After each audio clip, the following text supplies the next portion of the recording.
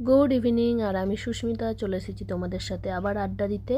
তো এখন সন্ধ্যাবেলা বাইরে ঝিরঝির করে বৃষ্টি হচ্ছে, তো এই বৃষ্টিতে ইচ্ছা করছে বেশ কিছু একটু খেতে বানিয়ে। পকোড়া হলে খুবই ভালো হয়, কিন্তু বাড়িতে চিকেন কিমা আছে, সেটা দিয়েই আজকে একটা নতুন কিছু বানাবো। তো চলো দেখতে থাকো কি বানাচ্ছি। এই যে চিকেন কিমা নিয়ে নিয়েছি, আর তার সাথে আমি নিয়েছি পেঁয়াজ কুচি, টমেটো কুচি, আদা রসুন। এবার একটু নুন দিয়ে দেব পরিমাণ মতো, সামান্য একটু চিনি দেব, আর দিয়ে দেবো চাট মশলা, জিরের গুঁড়ো, আর একটু কাঁচা লঙ্কা কুচি।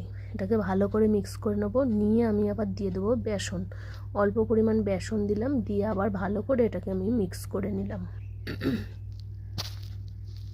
এবার আমি মিক্স করে এটাকে হাতে করে বানিয়ে নিলাম, চপের মতো করে বানিয়ে কড়াইয়ে তেল দিয়ে তেলটা গরম হলে ছেড়ে দেবো আমি।